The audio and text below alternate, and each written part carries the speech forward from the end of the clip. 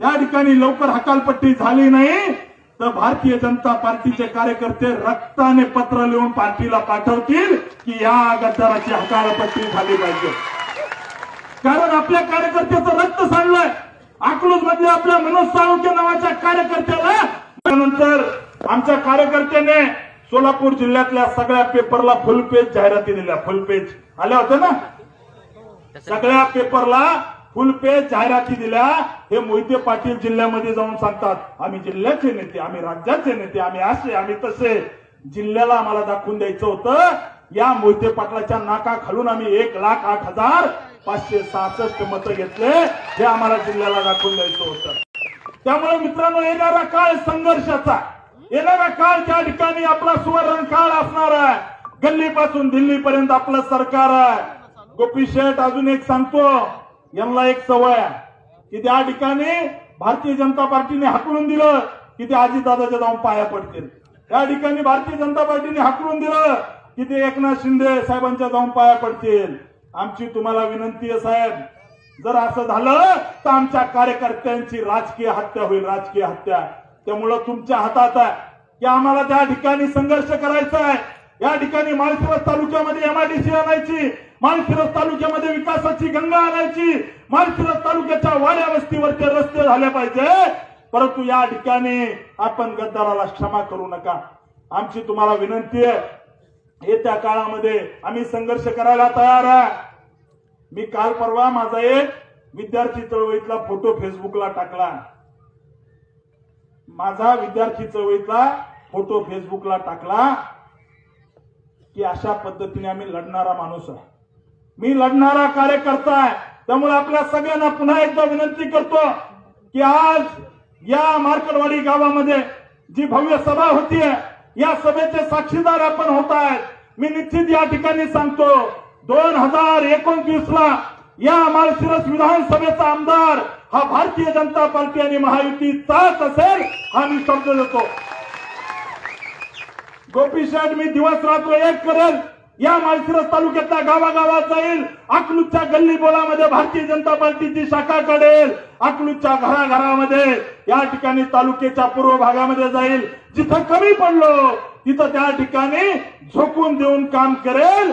परंतु 2029 ला जर गुलाल आला नाही तर हा राम सातपुते राजकारणातून थांबून जाईल. मी 100% सांगतो, कारण मला माझ्या कर्तृत्वावर विश्वास आहे की गोपी शेठ 2029 ला 100% गुलाल आपला असेल. त्यामुळे या मार्कडवाडीतल्या सभेनिमित्त हा संकल्प करायला आलोय. यांनी खोटे नरेटिव्ह किती चालू द्या, यांचं काय ठरलं होतं की एक असं गाव निवडवायचं, म्हणजे रणजितसिंह मोहिते पाटील, उत्तम जानकर आणि धैर्यशील मोहिते पाटील आणि बाळदादा तिघजण बसले आणि मला सांगितलं ना, आता माझे पण लोक आहेत ते आपल्या मागे जसे चिडबाई सोडते तसं आपलं मी काहीतरी असेल ना. असे 3-4 जण बसले, उत्तम जानकर आणि हे सगळे. मग आता आपल्याला एक काम करायचं, राम सातपुतेला इतके मतं पडलेत तर आपल्याला तालुक्यात असं दाखवावं लागेल की राम सातपुतेच्या मागे लोक नाही. मग काय करायचं, मग आपण एक गाव निवडू, त्या गावामध्ये इतके मतं झाले ते आम्हाला कधीच मान्य नाही असं म्हणायचं. नंतर आपण बॅलेट पेपरवरती मतदान घ्यायचं असं एकंदरीत ठरलं. रणजितसिंह मोहिते पाटील म्हणले चालतंय, काय अडचण नाही, काही अडचण नाही, चालतंय. आणि मग अशा पद्धतीचं एक नाटक रचलं. त्याच्यामुळे मी काय म्हणतोय, या मार्कडवाडीचा जो इव्हेंट आहे, या इव्हेंटचा मास्टरमाइंड रणजितसिंह मोहिते पाटील आहे.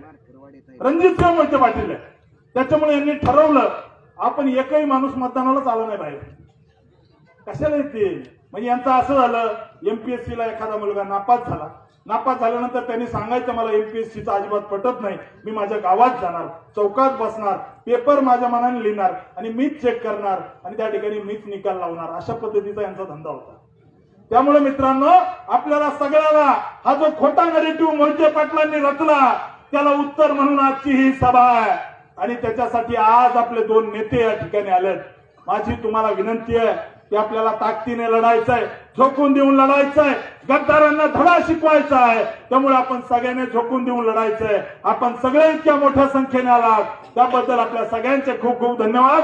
आपण सगळ्यांनी एकदा हात वर करायचे. भारतीय जनता पार्टीचा भारत माता की जय.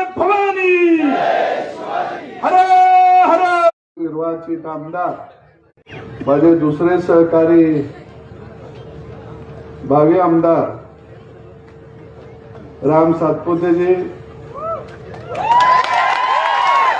आणि व्यासपीठावरील सर्वच प्रमुख मी सगळ्यांचे दिलगिरी व्यक्त करतो, कारण सगळे या ठिकाणी माळशिरस तालुक्यातले नेते मंडळी बसलेले, या सगळ्यांनी या तालुक्यामध्ये प्रस्थापितांना घाम फोडलेला होता आणि तुम्ही सगळे गावगाड्यातली शेताभातात राबणारे माझे शेतकरी तरुण मित्र आणि माता भगिनी आणि पत्रकार भावांनो, मी मार्कड वाडीला खऱ्या अर्थानं दंडवत घालायला आलोया. तुम्ही एक इतिहास केला आणि त्या इतिहासाची दखल